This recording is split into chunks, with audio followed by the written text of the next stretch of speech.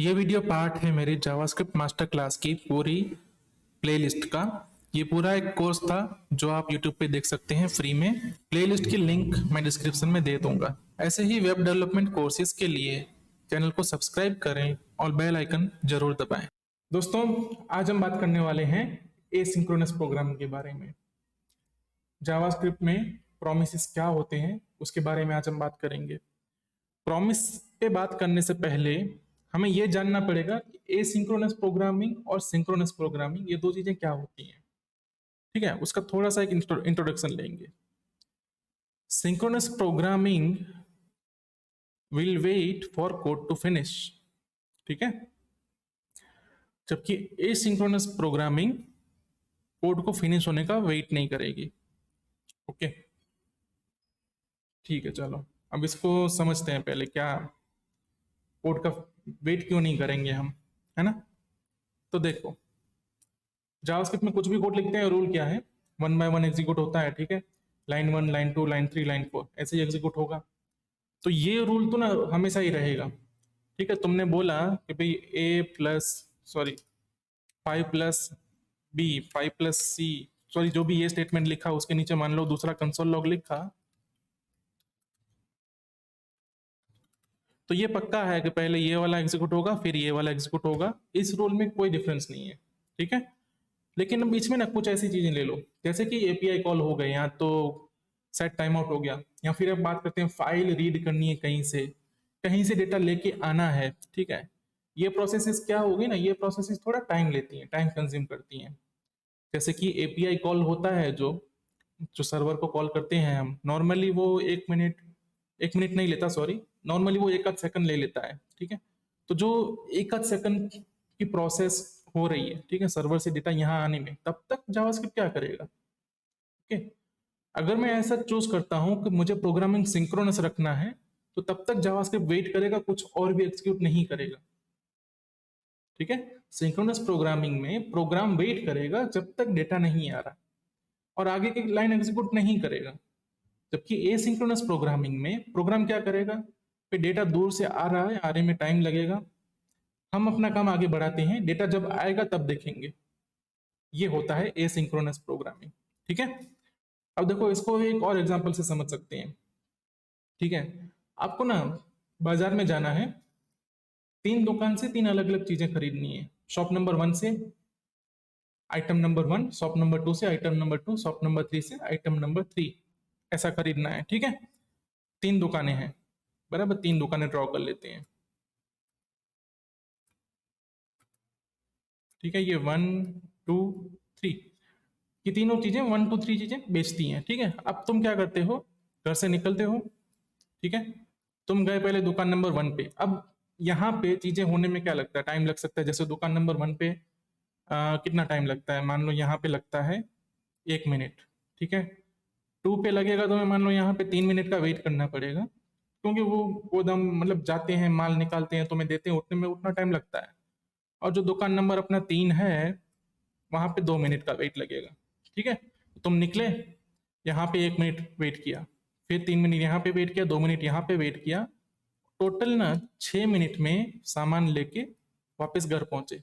ठीक है, अगर इस सीक्वेंस में तुम गए तो। ठीक है, अब ना तुम स्मार्ट हो। ठीक है, तुम क्या करते हो, गए दुकान नंबर 1 पे, बोला ये चीज निकाल के रखो मैं आता हूँ, सीधा जंप किए दुकान नंबर 2 पे, बोला ये चीज निकाल के रखो मैं आता हूँ, सीधा जंप किए दुकान नंबर 3 पे, ये चीज निकाल के रखो मैं आता हूँ। तुम्हारा ये वाला काम, मान लेते हैं इसको कोई टाइम ही नहीं लगा, दुकान नंबर 1 से दुकान नंबर 2 जाने में टाइम नहीं लगता, ऐसा मान के चलते हैं। ठीक है, तुमने इन तीनों को बोल के रखा, 1 मिनट में यहां से हो गया तो तुमने इसको पिक कर लिया, 2 मिनट में यहां से हो गया तुमने इसको पिक कर लिया, 3 मिनट में यहां से हो गया तुमने इसको पिक कर लिया, और टोटल 3 मिनट में तुम वही सामान लेके वापस आ गए। ठीक है, तो ये जो दूसरा तरीका है ना, इसे हम कहेंगे एसिंक्रोनस प्रोग्रामिंग। तुमने वेट नहीं किया दुकान नंबर 1 का या तो दुकान नंबर 2 का, कि तुम भाई माल लेके आ रहे हो तब तक मैं वेट करूंगा। तुमने आइडियल मतलब खड़े रहना या फिर ऐसे ही वेट करते रहना पसंद नहीं किया। तुमने बोला मेरे पास और भी काम है, मैं करूंगा। नॉर्मली हम ऐसा करते हैं ना, बाजार जाते हैं तो हम ऐसी चीजें कर लेते हैं। अभी किसी जगह पे अगर टाइम लगने वाला है तो हम तो बोलते हैं तुम ये करो तब तक मैं ये करके आता हूँ। ओके, तो इसी चीज का नाम होता है एसिंक्रोनस प्रोग्रामिंग, जहां पे जावास्क्रिप्ट जब एपीआई कॉल करने जा रहा है तो दूसरी अगर चीजें करनी है तो वो नीचे नीचे की चीजें एग्जीक्यूट कर देगा। ओके, इसका एक एग्जांपल क्या था, हमने देखा था एग्जांपल ऑलरेडी। मान लो यहाँ पे मैं काम कर रहा हूँ आइटम वन कर रहा हूँ, ठीक है, और जो आइटम नंबर टू है ना मेरे उसमें टाइम लगने वाला है। ठीक है, टाइम लगने वाला है मतलब वो कुछ टाइम के बाद होगा। ठीक है, मान लो कि 2 सेकंड के बाद ये होने वाला है। कौन सी चीज? आइटम नंबर टू, और उसके बाद आइटम नंबर 3 करना है मुझे। ये 3 स्टेटमेंट है, पहले मैंने ये लिखा, फिर मैंने ये लिखा, फिर मैंने ये लिखा। जावास्क्रिप्ट अभी भी ऊपर से नीचे ही एग्जीक्यूशन करेगा, वो एग्जीक्यूशन अभी तक मतलब वो रूल रूल ही है। तो पहले ये स्टेटमेंट एग्जीक्यूट हो जाएगा, फिर ये पूरा एक स्टेटमेंट है। ठीक है, ये पूरा एक स्टेटमेंट क्यों बोल रहा हूं, क्योंकि फंक्शन कॉल हो रहा है यहाँ पे, यहाँ से चालू होके यहाँ पे फंक्शन कॉल खत्म हो रहा है। ठीक है, और फंक्शन कॉल एक स्टेटमेंट होता है। अब फंक्शन को हमने एक कॉल बैक दिया है, ठीक है, और कॉल बैक देने का मतलब क्या है कि भाई ये अभी कॉल हो ना हो, जरूरी नहीं है, बाद में भी कॉल हो सकता है। ओके, तो मैंने इस फंक्शन को कॉल बैक दे दिया, सेट टाइम आउट का काम कंप्लीट हो गया। ओके, अब ये जो 2 सेकंड के बाद वापस अंदर का फंक्शन कॉल करना है, ये अपना टेंशन नहीं है प्रोग्राम लिखने वाले का, वो टेंशन नहीं है, वो ब्राउजर या तो जावास्क्रिप्ट का इंजन खुद करेगा। और लास्ट में ये स्टेटमेंट एग्जीक्यूट होने के बाद यहाँ जंप करके आएगा। तो पहले आइटम 1 लिखा जाएगा, फिर आइटम 3 लिखा जाएगा, उसके बाद 2 सेकंड के वेट के बाद ये जो अपना अंदर का कॉल बैक है ना उसको कॉल किया जाएगा। किसके द्वारा? जावास्क्रिप्ट इंजन उसको कॉल करेगा, हम नहीं कर रहे। हमने तो उसको दे दिया कि जब तुम्हारा काम कंप्लीट हो तब कॉल करना। ठीक है, और वो कॉल करेगा तब वो एग्जीक्यूट होगा। इसको मैं अगर एग्जीक्यूट करता हूं तो ये बिहेवियर देखने को मिलेगा। ओके, आइटम 1 आइटम 2 ये सिंक्रोनस हुए। ये क्या हुए? Synchronous 1 by 1। Console log complete होने का वेट तो करना ही पड़ेगा, क्योंकि वो एक स्टेटमेंट है, एक स्टेटमेंट कंप्लीट होना ही पड़ेगा उसको। अगर स्टेटमेंट कंप्लीट नहीं होता तो प्रोग्राम में एरर है। ये दूसरा स्टेटमेंट है वो कंप्लीट होगा, फिर ये तीसरा स्टेटमेंट है वो कंप्लीट होगा। अब अंदर की जो चीजें हैं उसको तो हमने वेट पे लगा रखा है, वो कब आएंगी? वो जब काम कंप्लीट होगा तब आएंगी। ठीक है, ये हो गया एक तरीका। अब इसमें और एसिंक प्रोग्रामिंग में फर्क क्या है? देखो, एक और यहाँ पे ना वर्ड लिखा हुआ है, ब्लॉकिंग। ठीक है, ये ब्लॉकिंग क्या होता है? तो सेम तरीका है, सेम चीज है। तुम दुकान नंबर 1 पे गए, वहां तुम ब्लॉक हो गए। दुकान नंबर 2 पे गए, वहां पे तुम 3 मिनट के लिए ब्लॉक हो गए। दुकान नंबर 3 पे तुम 2 मिनट के लिए ब्लॉक हो गए, तो तुम क्या हो गए? ब्लॉक। अब कुछ नहीं कर सकते, जम गए तुम वहां पे। और ये ब्लॉकिंग होना प्रॉब्लम क्यों है? एक एग्जांपल बताता हूं मैं यहाँ पे। एक ना, ये मेरा फंक्शन है, ठीक है, ये function same set time out की तरह ही काम करता है। इसको मैं बोलूं वेट, इसको जितनी भी मिली सेकंड दूंगा उतनी मिली सेकंड के लिए वेट करेगा। मान लो 500 मिली सेकंड बोला, 500 मिली सेकंड के लिए वेट करके फिनिश बोल देगा। इसको मैं 5000 मिली सेकंड दूं, 5 सेकंड के लिए वेट करके फिनिश बोल देगा। ठीक है, लेकिन जब तक ये कर रहा है ना तब तक मेरा पेज नहीं चलेगा। ये देखो, इसमें मैं क्लिक कर रहा हूँ, कुछ भी नहीं हो रहा, अब हो रहा है। नॉर्मली ये ऐसे चलता है, इस पर क्लिक करो, होवर करो तो ऐसे ऐसे होता रहता है। ठीक है, लेकिन जब मेरा ये वेट चल रहा होगा ना तो ये कुछ नहीं काम कर रहा। मेरा पेज क्या बन गया? इररिस्पॉन्सिव बन गया, नॉन रिस्पॉन्सिव बन गया, मेरा पेज ही ब्लॉक हो गया। ठीक है, बैकएंड के केस में भी ऐसा ही होता है कि ब्लॉक हो जाती है चीजें जब तुम सिंक्रोनसली वेट करते हैं, सिंक्रोनसली बहुत ज्यादा काम करते हो। तो सिंक्रोनस वेट इसलिए सही नहीं है क्योंकि वो ब्लॉकिंग है। और जो एसिंक्रोनस पूरा जावास्क्रिप्ट का फ्लो है वो क्या है? नॉन ब्लॉकिंग है। वो आपको वो जावास्क्रिप्ट को ब्लॉक करके नहीं रख देता, यहां से एक ब्रांच बन जाती है, ऐसा मान लो। ठीक है, जैसे होता है ना कि मैं बॉस हूँ, ठीक है, मैं दुकान संभालता हूँ कोई, तो मुझे बाजार से कुछ चीजें लानी है। ठीक है, अब मैं अगर जाके बाजार में निकलूंगा तो मैं क्या हो गया? ब्लॉक हो गया। जब तक मैं उन 3 दुकान से चीजें नहीं लेके आता तब तक मैं ब्लॉक हूँ। तो मैं क्या करूंगा? अपनी दुकान पे एक बंदा रखा है, उसको बोलूंगा तुम जाओ ये 3 चीजें लेके आओ। तो क्या हुआ, मैंने सिर्फ उनको कॉल करके बोल दिया तुम जाओ लेके आओ, जब तुम लेके आ जाओ तब मुझे बताना। ठीक है, मुझे उन चीजों की जरूरत तो है, लेकिन वेट तो करना ही पड़ेगा ना जब तक दुकान दुकान से यहाँ तक आती हैं। तो वो बंदा जाएगा, तीनों चीजें कैसे भी करके लेके आएगा, जब वो लेके आएगा तो आपको फिर से क्या करेगा, कॉल करेगा, या तो आपको फिर से बोलेगा कि ये लो चीजें कर लो जो करना है इसका। वो क्या हो गया, कॉल बैक हो गया मुझे। मैंने उनको बोला ये काम करो, वो काम साइड में हो रहा है, मैं उन 3 मिनट में या उन 6 मिनट में कुछ और काम कर सकता हूँ। मैं फ्री हूं, मैं काम करने के लिए फ्री हूं, ये जरूरी है। अगर कोई कस्टमर आता है तो मैं उसको अटेंड कर सकता हूँ। ओके, मेरे ख्याल से ये क्लियर हो गया होगा कि ब्लॉकिंग नॉन ब्लॉकिंग कोड क्या हो सकते हैं। ठीक है, तो जो एसिंक्रोनस प्रोग्रामिंग है वहां पे कोड होते हैं नॉन ब्लॉकिंग, और वहां पे हम ब्रांचेस बना देते हैं। ब्रांचेस का मतलब सेम समझ लो कि एक और बंदे को हमने बोल दिया ये लेके जाओ, ये तुम्हें करना है, जब कर लो तब मुझे कॉल बैक करना। ठीक है, सेट टाइम आउट का एग्जांपल ऐसा ही एक एग्जांपल है। सेट टाइम आउट का फंक्शन क्या है, वेट करने का ही फंक्शन है।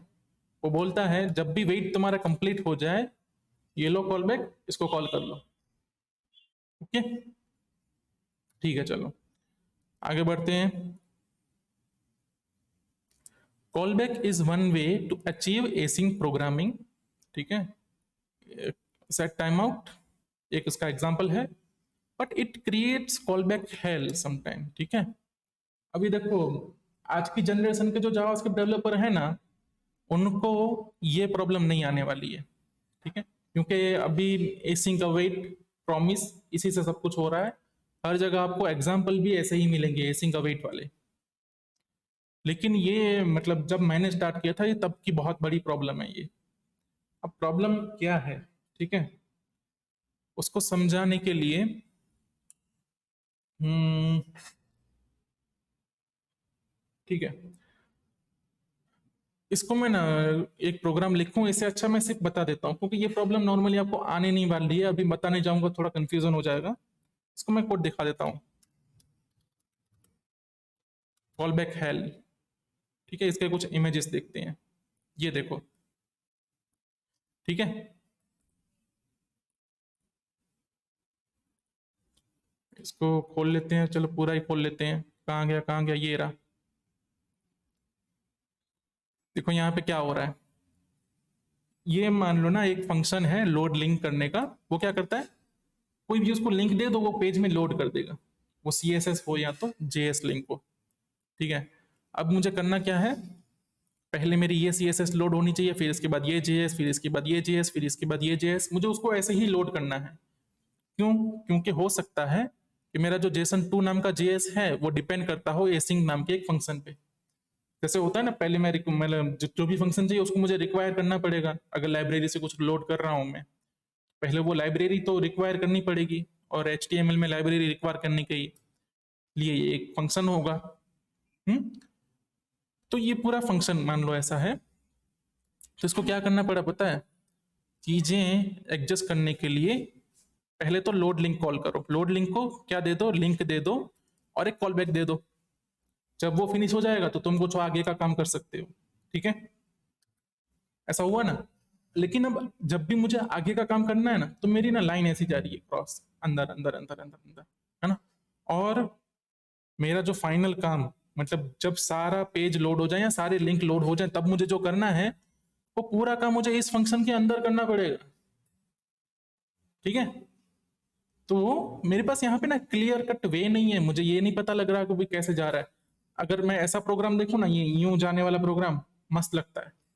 ठीक है, लेकिन ये टेढ़ा मेढ़ा जाने वाला प्रोग्राम, ऐसे जाने वाला प्रोग्राम, फिर ऐसे जाके ऐसे जाता है, फिर वापस ऐसे जाता है, ये पैटर्न बनती थी पहले। ये कुछ एग्जाम्पल हैं उन्हीं पैटर्न के। ठीक है, ये देखो, ये कॉल बैक हेल है, ये भी एक कॉल बैक हेल है, ये सेट टाइम आउट वाला हेल है। ठीक है, प्रॉमिस देखने के बाद वो देखेंगे दूसरा कि कॉल बैक हेल से छुटकारा कैसे पा लेंगे हम। The other way is promise along with the async await. Promise को इन दो कीवर्ड के साथ जब यूज किया जाता है तब बन जाती है लाइफ इजी। और आपकी लाइफ ऑलरेडी इजी है, ये चीजों से शायद आपका सामना कभी नहीं होगा। लेकिन ये और कुछ नहीं है, ये सिर्फ कॉल बैक है। जो कॉल बैक हम अभी तक देखे, मतलब जो सेट टाइम आउट में कॉल बैक था वैसे ही कॉल बैक है, लेकिन बहुत सारे हैं, इसलिए ये कॉम्प्लिकेटेड टू रीड है। इतनी भी बुरी चीज नहीं है, कॉल बैक का यूज करके भी बहुत बड़ी बड़ी एप्लीकेशन बन चुकी हैं, तो ऐसा नहीं है कि ये बहुत बुरी चीज है। लेकिन प्रॉमिस के सामने जब इनको रखा जाता है तो लगता है कि नहीं यार लाइफ इजी हो गई है। ठीक है। In async programming a function may not have data ready to return. ठीक है। एपीआई कॉल में एट अ टाइम डेटा नहीं होगा, उसको वहां जाके डेटा लेके आना पड़ेगा, इतना काम तो करना पड़ेगा। So instead of data, function gives you a promise that it will return data in future. ठीक है। आपकी दुकान पे ग्राहक आता है, सामान खरीदता है, ग्राहक की जेब में पैसा नहीं है। ग्राहक क्या बोलेगा? आई प्रॉमिस मैं कल देके जाऊंगा, आई प्रॉमिस मैं बाद में देके जाऊंगा। तो ग्राहक तुम्हें पैसा नहीं देके गया, क्या देके गया? प्रॉमिस। ठीक है। तो वही है जावास्क्रिप्ट का प्रॉमिस। एक फंक्शन को डेटा रिटर्न करने थे, लेकिन वो डेटा रिटर्न नहीं कर सकता क्योंकि डेटा सर्वर से लाना बाकी है। और जावास्क्रिप्ट तो वेट करने नहीं वाला, क्योंकि हम एसिंक्रोनस प्रोग्रामिंग कर रहे हैं, तो जावास्क्रिप्ट वेट तो नहीं करने वाला कि भाई तू डेटा लेके आ तब तक मैं वेट करूंगा। ये करने जाएंगे फिर तो यही वाला प्रॉब्लम हो जाएगा, ब्लॉक हो जाएंगी चीजें। एक तो जावास्क्रिप्ट वेट नहीं करेगा। ठीक है। जैसे कि दुकानदार, आप दुकानदार हैं, ठीक है, आप ये वेट नहीं करोगे कि वो बंदा पैसा कमाए, पैसा लेके आए, तब तक आप उसको सामान नहीं दो। फिर तो मतलब नहीं बना किसी बात का, उधार का मतलब ही क्या रहा फिर आप दुकान लेके बैठे हो, आपके पास आएगा नहीं दोबारा क्योंकि आप उधार नहीं दे रहे हो। तो आप तो वेट नहीं करोगे ना कि वो जब तक उसके पास पैसे नहीं आ जाते तब तक मैं ये सामान नहीं दूंगा उसको, बाकी के ग्राहक भले लाइन में लगे रहें। ये तो नहीं करोगे। आप एक नॉन ब्लॉकिंग कोड चलाना चाहते हैं, तो इस केस में आप क्या करोगे? ठीक है, कोई नहीं, बाद में देना है बाद में दे, मैं प्रॉमिस ले लेता हूँ। प्रॉमिस एक ऐसा ऑब्जेक्ट है जो बाद में जाके रिजॉल्व होगा। या तो मान लो प्रॉमिस एक पेड़ का बीज है जिसमें से पेड़ बनेगा। पेड़ कब बनेगा? मतलब बीज सही रहा तो पेड़ बनेगा, पानी वानी मिला तो सही है, बाढ़ वगैरह आ गई तो पेड़ नहीं भी बनेगा। अगर बीज को हमने बोया जमीन में और बीच में बाढ़ आ गई, बारिश ज्यादा हो गई, ऐसा कुछ ऐसी एक्सेप्शनल कंडीशन आ गई तो वो अनसक्सेसफुल भी हो सकता है। ठीक है। तो प्रॉमिस यहाँ तो फ्यूचर में सक्सेसफुल होगा या तो अनसक्सेसफुल होगा या तो वेट करता रहेगा। ठीक है। यहाँ तो हम वेट करते रहेंगे कब वो बीज में से पेड़ बन रहा है, या तो पेड़ बन जाएगा या तो हमें पता लग जाएगा अब ये कभी पेड़ नहीं बनेगा। एक प्रॉमिस तीन कंडीशन में रिजल्ट कर सकता है। ठीक है। और तीन भी नहीं कह सकते क्योंकि जब तक वेटिंग पीरियड है तब तक हम तो ब्लॉक नहीं है। तो या तो वो रिजल्ट आएगा या तो वो रिजल्ट फेलियर वाला आएगा या तो सक्सेस वाला आएगा। इसको बोलते हैं प्रॉमिस, या तो रिजॉल्व होगा या तो रिजेक्ट होगा। क्या दो वर्ड हैं? रिजॉल्व या तो रिजेक्ट। ओके। तो promise will be fulfilled when the function receives the data. जब फंक्शन के पास डेटा आ जाएगा तो प्रॉमिस में भी डेटा आ जाएगा। ओके। यहाँ पे भी देखो सेम कंपैरिजन है जो मैं आपको बता रहा था। ठीक है। ये मान लो एक फंक्शन है, ठीक है, वो क्या करता है? गेट डेटा करता है। इसके अंदर इसको मान लो कि ये एक एपीआई कॉल है या कोई भी ऐसा काम है जहां वेट करना पड़ रहा है, तो इसको कॉल करेंगे, कॉल बैक में डेटा मिलेगा इसको बाद में। ये आगे उसको तीन चीजें और करनी है। ठीक है। प्रोसेस डेटा करना है, डिस्प्ले डेटा करना है, और तीन चीजें इसको आगे करनी है। लेकिन उसके लिए क्या करना है? उसको उस फंक्शन के अंदर जाएगा और तीसरी चीज उसके अंदर जाएगी और लास्ट में जाके वो कंसोल लॉग लगा पाएगा। जबकि अगर ये वाला रास्ता होता, कैसा वाला? प्रॉमिस वाला। देखो ये प्रॉमिस का सिंटेक्स है, वो मैं अभी करके देखेंगे हम। अगर ये वाला बात होता ना तो हम अवेट कीवर्ड का यूज करते हैं। अवेट कीवर्ड से क्या होता, ये जो ऐसी ऐसे जो क्रॉस लाइन जाती है ना, वो क्रॉस नहीं जाएगी, सीधी लाइन जाएगी। अब जो चीजें हमें अंदर मिलने वाली थी वो हमें बाहर सीधा रिटर्न में मिल जाएगी। इसको ऐसे ही समझो, पहले ये अंदर मिलती थी, अब ये रिटर्न में मिलेगी सीधा। तो डेटा जो एक कॉलबैक के अंदर मिलता था अब वो मिलेगा सीधा सीधा एज अ वेरिएबल, उसको असाइन कर पाएंगे बाहर ही। कौन से? इसी स्कोप में सब कुछ काम होगा, अब अंदर के स्कोप में नहीं जाना पड़ेगा। उसके बाद दूसरा फंक्शन है, उसको ये डेटा दे दिया, देखो सीधा सीधा काम हो गया। इसने कुछ डेटा दिया, वो हमने इसको दिया, ये हम मिल गया, लास्ट में डिस्प्ले कर दिया। ये कोड और ये कोड कौन सा ज्यादा रीडेबल लग रहा है? मुझे तो राइट साइड वाला लग रहा है, आपका नहीं पता। ओके, तो बस प्रॉमिस ये ऐसे ही काम करते हैं और प्रॉमिस बनाते हैं हम अभी। एक तो वो होता है कि ठीक है, आपने कल देखा कि वो जो अपना कौन सा फंक्शन था, fetch function, fetch function promise return करता है। ठीक है, तो हमें अगर अपने फंक्शन में प्रॉमिस रिटर्न कराना हो कैसे कर सकते हैं? तो उसके लिए हम ना वही एग्जांपल लेते हैं। कौन सा एग्जांपल? वेट करने वाला एग्जांपल। ठीक है, एक फंक्शन बनाते हैं वेट, और इसको बोलेंगे वेट एसिंग। कितनी एमएस के लिए, मिली सेकेंड्स के लिए वेट करना है। ठीक है, हमें ये पता है कि भाई सेट टाइम आउट है ना, वो वेट करने के लिए काम आता है। ठीक है, सेट टाइम आउट को क्या दो, यहाँ पे एक कॉल बैक दे दो अंदर, और इसको मिली सेकेंड दे दो। ठीक है, इस फंक्शन को बस वेट करना है उतने टाइम के लिए जितने टाइम के लिए ये चल रहा है। ओके, लेकिन होना कैसा चाहिए पता है? मैं यहाँ पे वेट एसिंक लिखूं, कहाँ गया यार? अरे मेरे फंक्शन का नाम ही गलत कर दिया, वेट सिंक बोल दिया मैंने उसको। ठीक है, वेट एसिंक, वेट ए सिंक मान लो 1000 बोलता हूं और कंसोल लॉग लगाऊं नीचे उसके। ठीक है, तो ये आफ्टर वाला कंसोल लॉग उतना टाइम वेट करने के बाद लगना चाहिए, क्योंकि अभी ये डायरेक्टली लग रहा है, क्योंकि अभी भी फ्लो क्या बना है, सिंक्रोनस वाला कॉल बैक वाला ही फ्लो है। कैसे? वेट एसिंग को कॉल करेंगे, वेट एसिंग सेट टाइम आउट को कॉल करेगा, सेट टाइम आउट कॉल हो जाएगा, अंदर वाली कुछ चीज कुछ लिखी नहीं है हमने, वो कॉल बैक के अंदर जो लिखा है वो बाद में एग्जीक्यूट होगा। लेकिन ये तो बात नहीं बनी ना हमारे पास कि भाई इसके बाद ही ये होना चाहिए, ये तो होगा नहीं, क्योंकि ये जो फंक्शन है वो ब्रांच बना देगा। ठीक है, फिर कॉल बैक के साथ ही काम हो सकता है। इस चीज को अवॉइड करने के लिए क्या करेंगे हम, ये फंक्शन जो है ना कुछ रिटर्न नहीं कर रहा, उससे हम रिटर्न कराएंगे न्यू प्रॉमिस। ठीक है, न्यू कीवर्ड का यूज करके प्रॉमिस रिटर्न कराएंगे हम। प्रॉमिस न्यू लिखते हैं तो उसके अंदर भी एक कॉल बैक जाता है। इस कॉल बैक को दो चीजें मिलती हैं, रिजॉल्व और रिजेक्ट। ये दोनों खुद एक फंक्शन कॉल है। ठीक है, सिंटैक्स देख लो, प्रॉमिस न्यू प्रॉमिस लिखना है, अंदर कॉल बैक जाएगा, कॉल बैक को दो आर्ग्यूमेंट मिलेंगे जो खुद एक कॉल बैक ही है, उनको कॉल किया जाएगा फ्यूचर में। इसके अंदर अपना जो भी एसिंक वाला काम है ना वो करना है। ठीक है, प्रॉमिस तो रिटर्न कर ही रहे हैं हम, रिटर्न स्टेटमेंट आ गया, इसके आगे कुछ भी लिखेंगे मतलब नहीं है। अरे यार एंटर नहीं मारना।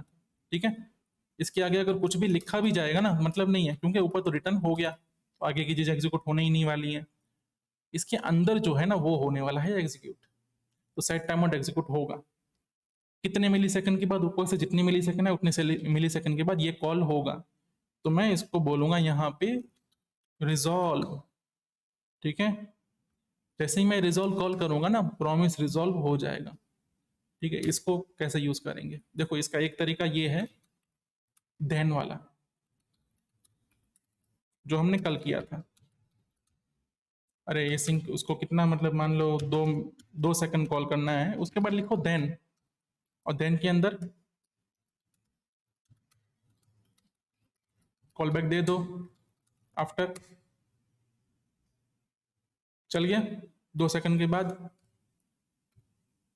ठीक है, लेकिन अभी भी मुझे जो ये एग्जीक्यूट ये कराना था ना कि भाई आफ्टर 2 सेकंड के बाद ही प्रिंट होना चाहिए, इतना पूरा लाइन मेरी 2 सेकंड कंज्यूम कर लेनी चाहिए, ये अभी भी नहीं हुआ। आफ्टर देखो सीधा सीधा प्रिंट हो गया, अंदर जो लिखा है वो बाद में प्रिंट होने वाला है।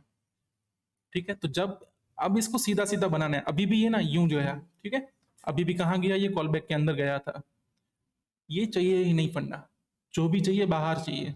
ठीक है, उसके लिए क्या करना है, पहली चीज ये देन वाला काम होना ही चाहिए। ये जो फंक्शन है ना, जिस फंक्शन को भी हम चाहते हैं वो प्रॉमिस तो रिटर्न करता होना चाहिए। और उसके आगे लगा दो अवेट। अवेट मतलब वेट कर लो। ठीक है, सिंक्रोनस प्रोग्रामिंग क्या करती है, वेट करती है। ठीक है, लेकिन उसको वो जब वेट करती है तो प्रॉब्लम क्या होती है, यूआई ब्लॉक हो जाता है। हमने की तो है एसिंक्रोनस प्रोग्रामिंग, हम सिंक्रोनस प्रोग्रामिंग नहीं कर रहे हैं, एसिंक्रोनस प्रोग्रामिंग है। फिर भी हम वेट कर सकते हैं, ये एडवांटेज होता है अवेट का। ठीक है, इसको मारो एंटर।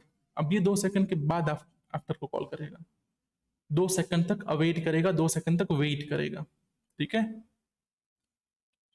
इतनी सी ही बात है जो मुझे समझानी है इस पूरे लेक्चर में, पूरे लेक्चर में नहीं, लेकिन जो तुम्हारा काम आसान करेगी ना, वो ये 2 रूल है।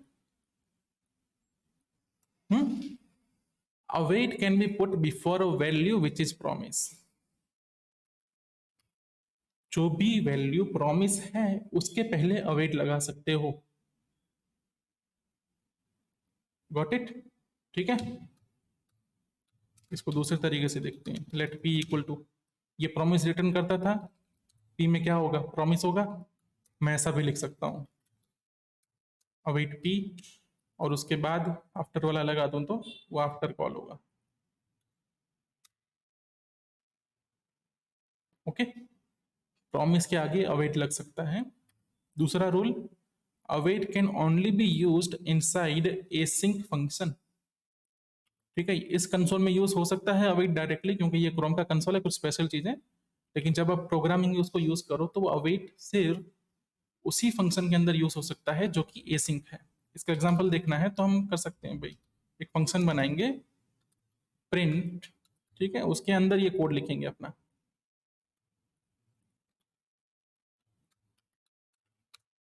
इस फंक्शन को जैसे ही मैंने बनाने की कोशिश की ना, डिक्लेयर किया, उसने बोला await is only valid in async function. इस केस में मुझे यहाँ पे एसिंक लिखना पड़ेगा, फंक्शन के आगे एसिंक लिखना पड़ेगा। ठीक है, अब मेरा फंक्शन बन गया, अब मैं प्रिंट को कॉल कर सकता हूँ।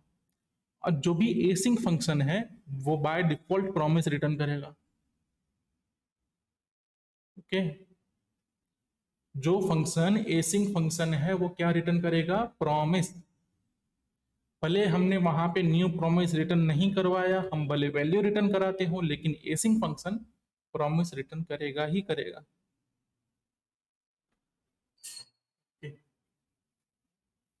ओके, ठीक है, चलो देखो, एसिंक फंक्शन में ऐसे लिखते हैं, कॉल बैक अगर अपने को ये वाला फंक्शन बनाना हो एरो फंक्शन, तो यहाँ पे एसिंक लिखते हैं। ठीक है, ये सिर्फ सिंटैक्स है जो कहीं भी आप देख सकते हो बाद में।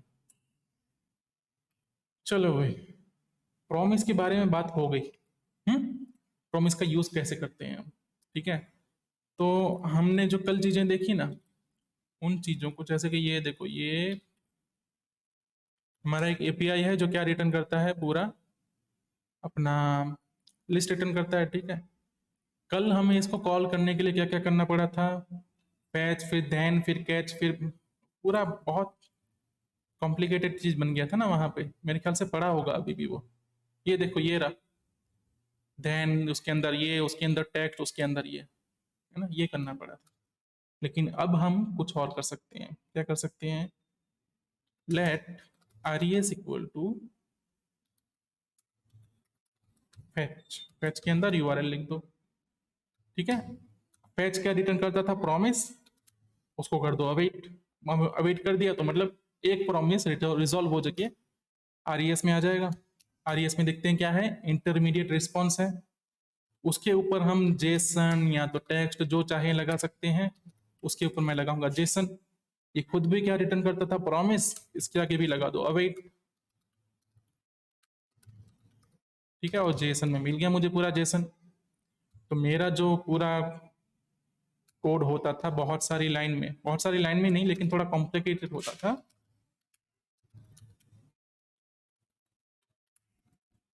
वो 2 अवेट स्टेटमेंट से हो जाएगा।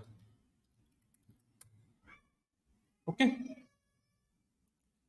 ठीक है, तो जब भी हम फैच कॉल करेंगे, एक्सियोस कॉल करेंगे, कुछ भी कॉल करेंगे, हम अवेट का यूज करेंगे, देन कैच का नहीं यूज करेंगे। ठीक है, अब देन कैच में हमें जो कैच मिलता था वो अवेट में भी मिल सकता है। ठीक है, चलो वो बाद में देखते हैं। अभी हमारे पास एक ना, आज मैंने नया कुछ एपीआई लेके आया हूँ। ठीक है, ये एपीआई है, किसका एपीआई है, ये स्टूडेंट्स का एपीआई है। ठीक है, जहाँ पे स्टूडेंट्स बनते हैं, स्टूडेंट्स मिलते हैं, स्टूडेंट के अंदर first name, last name, email, और एक मार्क्स भी एक फील्ड है जो कि नंबर है। चलो हाँ, मुझे इसको पहले पोस्ट करेंगे। देखो ये मैंने गेट कर रहा था ना, तो मुझे क्या डेटा मिल रहा है, गेट करने से डेटा मिलता है। अब मैं करूँगा इसको पोस्ट। मैंने यहाँ पे सिलेक्ट करके रखा है बॉडी, ठीक है, ये बॉडी, बॉडी के अंदर रॉ सिलेक्ट किया और यहाँ पे जेसन सिलेक्ट किया, अंदर मैंने पूरा डेटा लिख दिया। अब मैं इसको करूँगा सेंड, तो ये मुझे रिटर्न में देगा कि ये आईडी वाला डेटा क्रिएट हो गया। ओके, डेटा क्रिएट हो गया। अब मैं इसको फिर से अगर गेट रिक्वेस्ट बना दूंगा तो मुझे डेटा लिस्ट मिल जाएगी। ये देखो ये 50 वाला डेटा ऐड हो गया, ठीक है। तो ये जो एपीआई है वो लाइव एपीआई है, और यहाँ पे आपको डेटा जो ऐड होते हैं डिलीट होते हैं उसकी चीजें मिल जाएंगी। तो हम करेंगे यहाँ पे इस एपीआई को भी ब्राउजर का यूज करके टेस्ट करेंगे, फैच फंक्शन का यूज करके करेंगे, और वो जो अपना दूसरा कौन सा एक्सियोस है, एक्सियोस में भी एक आध यूज कर लेंगे, ठीक है। ओके, तो क्या क्या चीजें हो सकती हैं। तो देखो रेस्ट एपीआई है, रेस्ट एपीआई में क्या होता है नॉर्मली, गेट, पोस्ट, पुट और डिलीट, गेट, पोस्ट, पुट और डिलीट। कहीं कहीं पे पैच भी होता है, कहीं कहीं पे पुट होता है। पुट पैच में छोटा सा डिफरेंस है। पुट क्या करता है, जो भी डॉक्यूमेंट है उसको रिप्लेस मार देगा, पैच कुछ चीजों को बदलेगा, देख लेंगे कभी, ठीक है। अभी क्या है, ये गेट वाला है, हमने पोस्ट वाला कॉल देखा करके, पुट वाला कॉल करके भी देख सकते हैं, लेकिन उसके लिए क्या देखना पड़ेगा, हमें पहले डॉक्यूमेंटेशन देखना पड़ेगा पुट कैसे काम करता है। देखो ये पुट है, और यहाँ पे पूरा फैच का फंक्शन ही दे दिया, सॉरी एजेक्स का फंक्शन दिया, एजेक्स में उसको कैसे कॉल करेंगे। अपने को मतलब किस चीज से है कि भाई डेटा में क्या जा रहा है, ये देखो डेटा में जा रहा है field 1 equal to new value, field 2 equal to new value, और यूआरएल कैसा बन रहा है, ये देखो ये पूरा यूआरएल बन रहा है स्टूडेंट स्टूडेंट, और उसके बाद लास्ट में ऑब्जेक्ट आईडी। जिसको भी अपडेट करना है उसकी ऑब्जेक्ट आईडी उठाएंगे, ठीक है, नया टैब में लेके जाते हैं इसको, पहले डुप्लीकेट टैब, रिक्वेस्ट बनाएंगे पुट वाला, और स्लैश करके ये आईडी रख देंगे। बॉडी में वो चीजें जाएंगी जो हमें अपडेट करनी है। तो मुझे मान लो सिर्फ मार्क्स अपडेट करने हैं, तो मैं बोलूंगा मार्क्स इक्वल टू 70, ये आईडी पे ये चीजें अपडेट करो, पुट का मतलब ये हुआ, और इसको मैं सेंड कर दूंगा। देखो क्या क्या प्रॉब्लम आई, भाई तुम्हें फर्स्ट नेम भी चाहिए, ईमेल भी चाहिए, सर्वर है ना अपना, उसने वैलिडेशन लगाए तो ये चीजें डालो, उसने स्टेटस दे दिया 400 बैड रिक्वेस्ट, ठीक है, 400 मतलब क्लाइंट साइड से कोई एरर आई है, आपने डेटा सही से नहीं डाला है। तो बोल रहा है कि भाई वो डेटा भी चाहिए उसको, फर्स्ट नेम लास्ट नेम चाहिए, तो फर्स्ट नेम लास्ट नेम डाल दूंगा मैं, कुछ भी मान लो एम्प्टी स्ट्रिंग दे देता हूँ तो शायद वो भी चलता होगा, टेस्ट करके देख लेते हैं। हाँ, फर्स्ट नेम में क्या है, मिसिंग है, अभी भी ये एंटी नहीं चलेगा, सम दे दिया उसको मैंने और कर दिया एंटर। देखो अभी ये 200 रिटर्न हो गया स्टेटस, और इसने बोल दिया कि भाई कुछ चीजें अपडेट हुई हैं, सक्सेसफुली रिटर्न कर दिया चीजों को, ठीक है। फिर से मैं लिस्ट करूंगा अगर, तो इस बार सॉरी ये पोस्ट वाला एपीआई कॉल हो गया गलती से, गेट वाला एपीआई। तो देखो इस बार ये जो डॉक्यूमेंट था वो क्या हो गया, अपडेट हो गया, और अपडेट भी नहीं हुआ, वो क्या हुआ है, रिप्लेस हुआ है ना। मैंने लास्ट नेम जो डाला वो लास्ट नेम से रिप्लेस हो गया। अगर मैं लास्ट नेम नहीं डालता हूँ, पहले मैं क्या करता हूँ, लास्ट नेम में मैंने एएसडीएफ लिख दिया, सेव कर दिया, फिर से उसको गेट किया, लास्ट नेम में क्या आया, कहाँ गया मेरा एएसडीएफ वाला लास्ट नेम, ये रहा, लेकिन ये लास्ट में क्यों आया, मेरा पुट रिक्वेस्ट था, ये मेरा आईडी था 2DF, ठीक है, सही आईडी पे है, सम मेरा नाम था बराबर यही है, एएसडीएफ हो गया लास्ट में। अब मान लो मैं लास्ट नेम डालता ही नहीं हूँ, फिर से अपडेट मार देता हूँ। अब देखते हैं मेरा डॉक्यूमेंट क्या बना, सही है, देखो सम सम हुआ, मैं सम को 1 कर देता हूँ ताकि पता लगे अपडेट हुआ भी था।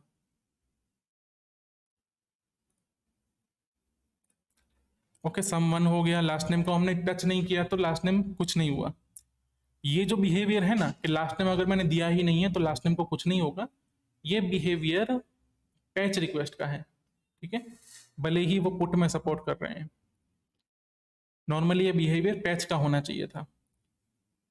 पुट क्या करता है ना, जो भी तुमने दिया है उसको रिप्लेस मार दो। पुट अगर रिक्वेस्ट सही वाली पुट होती तो ये लास्ट नेम को हटा देता पूरी तरह से। लेकिन ये पैच वाला बिहेवियर था, जो कि अच्छा बिहेवियर है। पुट वाला बिहेवियर कभी कभी जरूरत होती है, बाकी पैच वाला बिहेवियर सही है। ओके, चलो अब इस सब को हम करेंगे, मतलब ये चार चार टाइप की जो रिक्वेस्ट है उसको हम एपीआई कॉल करके करेंगे, और ब्राउजर में करेंगे इसको। मतलब एक एचटीएमएल पेज बना देते हैं हम, जहां पे उसको करेंगे हम। पोस्टमैन नहीं खोलना था, पोर्टेबल खोलना था, ठीक है। अपने आप को यहाँ रख देता हूँ, एचटीएमएल वाला था।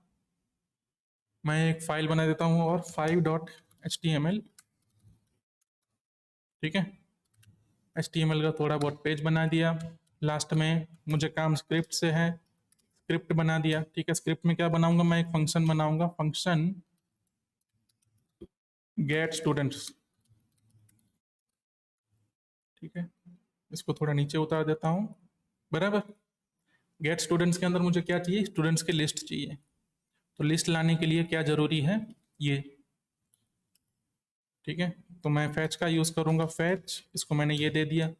इसको एक अवेट लगाऊंगा तो मुझे क्या मिलेगा, इंटरमीडिएटरी रिस्पॉन्स, ठीक है। तो मैं इतने पूरे को ना एक ब्रैकेट में डालूंगा, और उसके बाद लिखूंगा डॉट जेसन। ये जो मेरी वैल्यू थी ब्रैकेट वाली, वो एक प्रॉमिस, सॉरी वो एक प्रॉमिस नहीं होने वाली, वो तो इंटरमीडिएटरी रिस्पॉन्स होने वाला है, जिसपे डॉट जेसन डॉट टेक्स्ट लगता है। तो मैंने उस पे लगा दिया ये। अब एक और मेरे को मिलेगा क्या, प्रॉमिस। तो मैंने उसके लिए दूसरा अवेट लगा दिया और लेट बोल दिया डेटा इक्वल टू, ठीक है। और लास्ट में मैं मानता हूं कंसोल डॉट लॉग डेटा। अब मैं करूंगा इस डॉक्यूमेंट को रन ब्राउजर में, कंसोल खोल दूंगा। पहली ही चीज मिसिंग, ये आफ्टर, ये वाला लोचा, ये क्यों आता है, नॉर्मली जब हम एसिंग लगाना भूल जाते हैं तब भी आता है। मैं एसिंग लगा दिया, ये सब सही हो गया, ठीक है। जब फंक्शन को एसिंग ना लगाएं तो कभी कभी वो ऐसा भी एरर दे देता है। एसिंग लगा दिया, एसिंग लगाने के बाद अब फंक्शन को कॉल कौन करेगा, हम ऐसे भी कॉल कर सकते हैं, ठीक है। वो क्या बोलेगा, पूरा काम काज खराब कर दिया उसने। From origin null has been blocked, ठीक है यार। इसको ना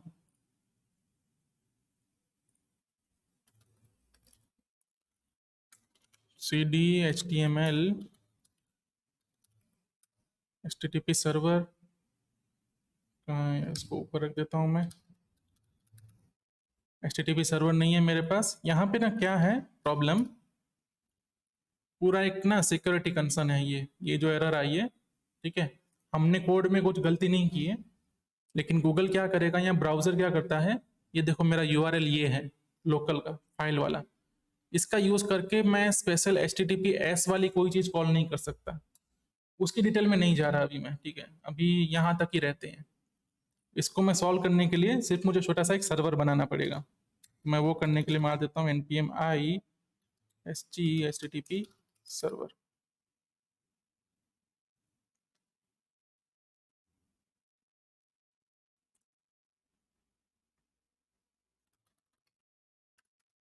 ठीक है, ये ना एक npm पैकेज है जो आपके जो डायरेक्टरी है ना उसको एक सर्वर की तरह लगा देगा, ठीक है। ये आईपी है, आईपी इस पोर्ट पे चल रहा है, और ऐसे करके 5.html खुल जाएगा। ये पूरा पाथ से खोला हमने, और ये एक सर्वर का यूज करके खोला हमने।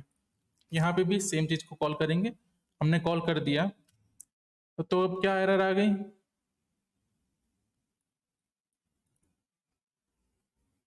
हाँ ठीक है, सही एरर है वो, ठीक है। अब वो एरर आने का रीजन है एक, कि ना जब भी हम ये वाला कॉल करेंगे ना एपीआई, ठीक है, तो ये क्या है, लाइव एपीआई है, थोड़ा सिक्योर है। सिक्योर है मतलब इसको कॉल करने के लिए एक की चाहिए होती है, ठीक है। और वो की हमें लगानी पड़ती है हेडर में, ठीक है। जब भी इस एपीआई को कॉल करेंगे हेडर में वो एक की लगानी पड़ती है, वो की लगाएंगे ना तभी ये एपीआई सक्सेसफुल होगा।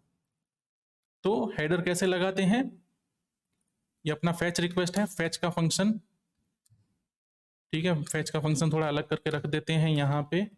ये एक फैच का फंक्शन था, इस फंक्शन को मैंने यूआरएल दिया, कॉमा करके मैं दूसरी चीजें दे सकता हूँ, ऑप्शंस दे सकता हूँ इसके, और उसमें से एक ऑप्शन है मेरा हेडर्स। ठीक है, हेडर्स में ऑब्जेक्ट जाता है जहां पे की वैल्यू जाती है। ओके, की में क्या जाएगा, एक्स एपीआई की। ओके, एक्स एपीआई की, और उसकी वैल्यू क्या बनाऊंगा मैं, मान लो, अच्छा ये क्या हो गया पूरा, ठीक है यार, पूरा मेरा वाईफाई ना खराब हो गया है, इसको मैं थोड़ा सा ही रिकॉर्ड कर पाऊंगा, मेरे यहाँ पे इलेक्ट्रिसिटी चली गई है। ठीक है, तो अभी एपीआई कॉल होगा नहीं क्योंकि नेटवर्क कनेक्टेड नहीं होगा। ठीक है, अभी इस फंक्शन को कॉल करूंगा ना, तब भी क्या है, इंटरनेट नहीं है, इंटरनेट डिस्कनेक्ट हो गया। ठीक है, चलो, तो हम वापस आ चुके हैं, बिजली भी हमारे पास लौट के आ चुकी है, और आगे का काम करते हैं। ठीक है, चलिए कहाँ थे हम, हाँ, ये देखो, ये ना हमने क्या करना पड़ रहा है कि हेडर में ना एक हेडर भेजना पड़ेगा ये एपीआई की के साथ। ऐसा करेंगे तभी ना वो सर्वर है वो रिक्वेस्ट हमारी एक्सेप्ट करेगा।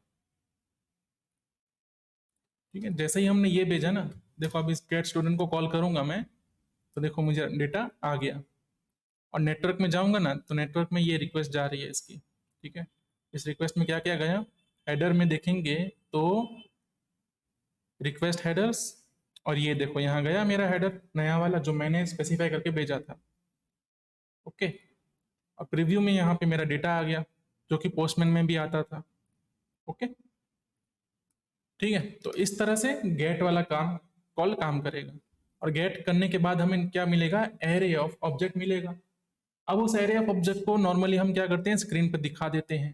हम्म, तो इस केस में मैं क्या कर सकता हूँ, छोटा सा एक काम करूंगा। ठीक है, बॉडी है, उसमें मैंने एक एलिमेंट बनाऊंगा, मतलब एक क्या बनाऊंगा, डिव, उसको आईडी दे देता हूँ लिस्ट की। ठीक है, अब ये मेरे पास डेटा आ गया, इस पे मैं फॉलो घुमा सकता हूँ, लेट ओबीजे ऑफ डेटा। ठीक है, और मेरे पास जो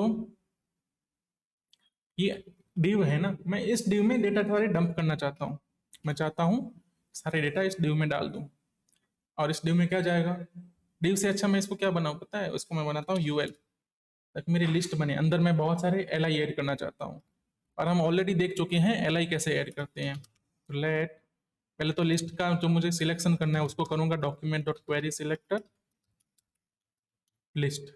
ठीक है, इससे मुझे लिस्ट का एलिमेंट मिलेगा। हम्म, अब मुझे यहाँ क्या बनाना है, एल आई का नया एलिमेंट बनाना है, L I equal to new नहीं, document dot create element L I. ठीक है, और किसको अपेंड करना है उसमें, लिस्ट में अपेंड करना है, list dot append child list, उसको अडॉप्ट करेगा L I dot inner H T M L equal to OBJ dot, मतलब क्या है, फर्स्ट नेम लास्ट नेम ऐसी चीजें हैं ना। हाँ, तो इसको थोड़ा अच्छे से दिखाएंगे टेम्पलेट स्ट्रिंग में, OBJ dot first name space करके ओबीजे डॉट लास्ट नेम, और एक डैश करके ओबीजे डॉट ईमेल, ऐसा दिखा देंगे, और लास्ट में ब्रैकेट में एक मार्क्स दिखा देंगे अगर उसके अवेलेबल है, तो ओबीजे डॉट मार्क्स। ऐसा इनर एचटीएमएल किसका बनाया, एल आई का, एल आई को कर दिया हमने अपेंड, तो ये काम कर लेना चाहिए अब। ठीक है, और ये जो गेट स्टूडेंट का फंक्शन है कब कॉल होना चाहिए, एक नीचे बटन रख देते हैं तब कॉल होना चाहिए, लोड लिस्ट। ठीक है, on click equal to get student, page refresh किया, बटन मिल गया, बटन को क्लिक किया मैंने, ये रेंडर हो गया, इसको कहेंगे हम डेटा को लिस्ट करना। ठीक है, और ये हुआ डेटा रेंडर। क्या क्या कर सकते हैं, और हम एक फॉर्म बना सकते हैं।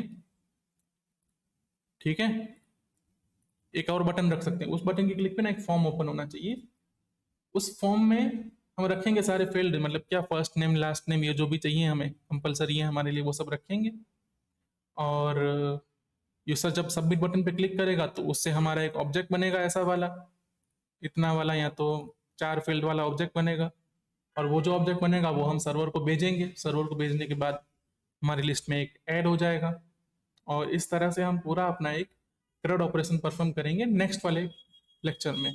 ठीक है, अभी हमने क्या करके देखा, प्रॉमिस का यूज करके एपीआई कॉल कैसे करना है। हम्म, ठीक है। और हमने क्या और चीज देखी, हेडर कैसे सेंड करते हैं एपीआई को। दूसरा एक फंक्शन बना लेते हैं, ठीक है। फंक्शन दूसरा क्या बनाएंगे हम, ऐड स्टूडेंट, ठीक है। ऊपर से उसको ओबीजे मिलेगा, ये भी एसिंक होना चाहिए क्योंकि अंदर हम अवेट यूज करने ही वाले हैं। ओके। और ऐड स्टूडेंट के लिए क्या चाहिए, रिक्वेस्ट का टाइप होना चाहिए पोस्ट, टाइप मतलब मेथड पोस्ट होना चाहिए, ठीक है। तो पोस्ट मेथड का रिक्वेस्ट बनाएंगे। फैच तो यूज करना ही है हमें, तो मैं लिखूंगा फैच। फैच के अंदर यूआरएल, यूआरएल क्या जाएगा, बिना इसके ही जाएगा, ठीक है। जो हेडर अपने को एक्स एपीआई की के लिए भेजना है ना, वो तो कंपलसरी भेजना ही पड़ेगा, ठीक है। हेडर्स, हेडर में अंदर ये हेडर तो भेजना ही पड़ेगा, वरना हमारा रिक्वेस्ट वहीं से थ्रो हो जाएगा, सर्वर एक्सेप्ट ही नहीं करने वाला रिक्वेस्ट, क्योंकि ये एक सिक्योर एपीआई है। और दूसरी चीज, हमें कंटेंट भेजना है, ठीक है। कौन सी टाइप का कंटेंट भेजेंगे ये बताना पड़ेगा। Content dash type equal to, हम क्या भेजने वाले हैं, जेसन भेजने वाले हैं, ये बता दिया हमने। हमारी मेथड क्या होने वाली है, कहाँ जा रहा है, देखो ये सब ऑप्शन में जा रहा है। मेथड होने वाली है पोस्ट, और बॉडी में क्या भेजने वाले हैं हम, ठीक है। जब भी पोस्ट मेथड हो ना, बॉडी में नॉर्मली ना स्ट्रिंग जाता है, ठीक है। बॉडी में स्ट्रिंग के सिवा कुछ नहीं भेज सकते, तो मैं ऑब्जेक्ट को सीधा यहाँ नहीं भेज सकता, ये रॉन्ग है। ऑब्जेक्ट उसका टाइप ऑब्जेक्ट है, हमें बॉडी में क्या चाहिए, स्ट्रिंग चाहिए। और हमने ऑलरेडी किसी एक लेक्चर में देखा है ऑब्जेक्ट को स्ट्रिंग में कन्वर्ट करने का तरीका क्या है, जेसन डॉट स्ट्रिंगीफाई। ऐसे करके हम ऑब्जेक्ट को जेसन में कन्वर्ट करेंगे। हमने ऑलरेडी बोल दिया कि हम जेसन टाइप का डेटा भेज रहे हैं, तो सर्वर इसको समझ लेगा, सर्वर रिस्पॉन्स करेगा, ठीक है। एक अवेट लगाया और दूसरा अवेट लगाएंगे हम इस पूरे पे डॉट जेसन लगा के, ठीक है। सर्वर जेसन टाइप का रिटर्न करने वाला है। दूसरा अवेट लगाया, लेट रिस्पॉन्स इक्वल टू, ठीक है। और रिस्पॉन्स को हम बोल देंगे कंसोल डॉट लॉग, रिस्पॉन्स ये आया, ठीक है। अब ऐड स्टूडेंट का फंक्शन मेरे पास खुला है, इसको अंदर क्या देना है, ओबीजे देना है। मैं इसको ओबीजे में दूंगा first time equal to hello, last time equal to world. Email नहीं दे रहा, बिना ईमेल दिए मैं कॉल करता हूँ, ठीक है। देखो बिना ईमेल दिए कॉल किया, क्या आया, एक एरर आ गया, ठीक है। रिस्पॉन्स में क्या मिला हमें, नो सब फील्ड फाउंड, और टाइप एरर है उसका। तो जो फील्ड चाहिए था वो फाउंड नहीं हुआ, क्या नहीं फाउंड हुआ, ईमेल वाला फील्ड, ठीक है। अगर नेटवर्क में जाके रिक्वेस्ट देखेंगे ना, तो यहाँ पे छोटा सा ही दे रहा है, लेकिन ईमेल का फील्ड हम भेजना भूल गए हैं।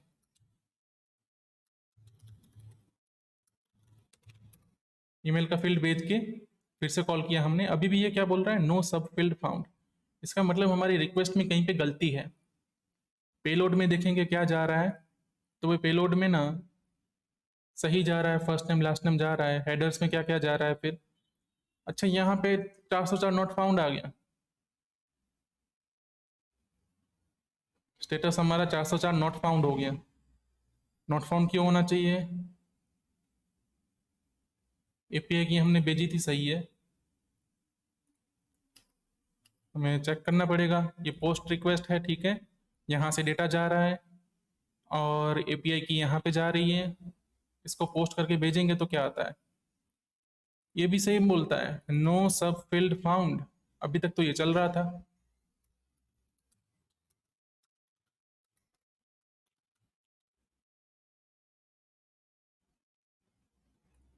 अरे यार कुछ गलती है हमारे यूआरएल में, फिर एक स्लैश एक्स्ट्रा लगा हुआ है क्या, हाँ बस ये गलती थी, ठीक है। हमारा यूआरएल गलत था, यूआरएल में जो एक्स्ट्रा स्लैश है इसकी गलती है ये। चलिए, हो गया। अब हमने फिर से कॉल किया इसको, एक रिकॉर्ड ऐड हो गया, ठीक है।